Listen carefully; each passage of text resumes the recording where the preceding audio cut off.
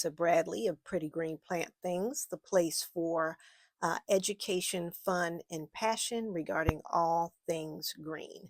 And today I wanted to talk about some potential signs of distress for your plant babes.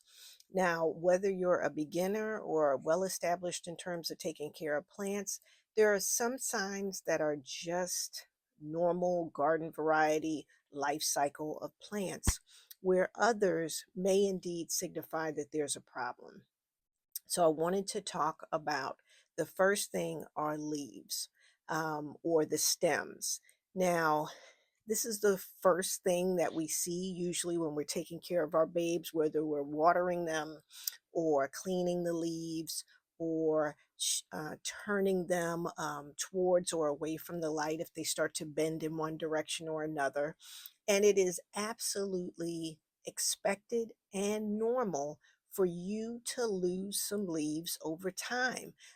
It's not uncommon for, especially some of my larger plants, that every time I water them or if I turn them from towards the sun or away from the sun, if they're starting to bend, it's not unusual for there to be one or two yellow or brown leaves that are just dried off, but usually there's new growth, and usually the plant still looks good. The rest of the foliage looks great and it's green and vibrant. But there are other times when you'll start to notice that instead of having one or two leaves with each watering, now it's four or five, or they're starting to fall all at once. That is a sign that there may be an issue.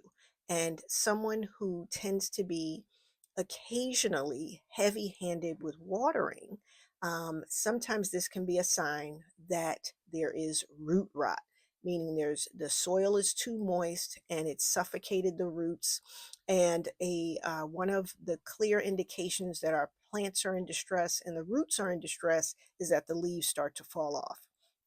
If this happens, if you have a safe area outside and it's warm enough, you can take your plant outside and remove the soil and take a look at the roots. If it's in the dead of winter or it's, the elements are wacky outside with rain or what have you, put down either garbage bags, or if you have a plant cloth that you can put down, a waterproof cloth that you can put down, and then remove your plant babe from its planter pot and put it on the ground and take a good look at all of the roots. And I will tell you to please look at absolutely all of the roots, because I had an issue earlier this summer with my money tree plant, and I couldn't figure out what was going on. There were spots on the leaves and all this good stuff, and I couldn't figure out what was going on. And I went to the plant nursery and they were like, yeah, it sounds like mold. So take it out, look at, remove the soil, take a look and see what's going on. And I did. And I looked at these roots initially and I was like, these roots look pretty good. And then I was like, you know what? Let me take another closer look. So I washed off all of the roots. And sure enough, one of the most superficial roots was rotted. And that was really the cause. I removed all of the soil, which I highly recommend once you have root rot, or if you're seeing mold, we'll get to that in a second. But if you're seeing evidence of root rot, I just um, apply a whole pot full of new soil. I also use a fungicide. I let the roots dry out completely, like over a couple of hours to 24 hours. And then once the roots are dry, and I've gotten all of the dead, soft black roots or gray roots, I get rid of them, and then I put it in new soil. And then I wait at least 2 to 4 days before I water the plant. And this has been what I've been doing for the last, at least the last couple of years, and it's been effective in terms of when I do have occasional root rot. The other thing that I want you to look at is the soil itself. Because not only will you potentially have moisture, but sometimes there will be visible mold on the top of the soil. And in that instance, I absolutely, I don't reuse that soil. I just apply new soil. I make sure once again that the roots, I apply the fungicide, either spray or sometimes there's a powder. And the other thing I do, I don't want to forget this, is that oftentimes there's mold or bacteria on the planter pot itself. So I spray down the planter pot with the fungicide. I clean it out really good. I scrub it out with soap and water. I let it dry out completely. And then I make sure all of the soap and water is gone. And then I spray with fungicide and I let the pot dry with the fungicide on. I'm super, super protective of the plants once they have any sign of root rot. And that has been very effective for me. So, number one, the leaves. Number two, um, checking out the roots. Number three, the soil. And you know what? I have a little note for myself. And I want to make sure. Oh, how could I forget this? The other thing is that sometimes when your leaves are dropping, um, everything might be fine. You take you take a look at the roots, you take a look at the soil, everything is fine.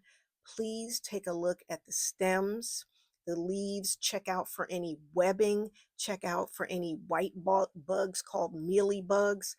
Spider mites are vicious creatures that will unalive your plants pretty rapidly.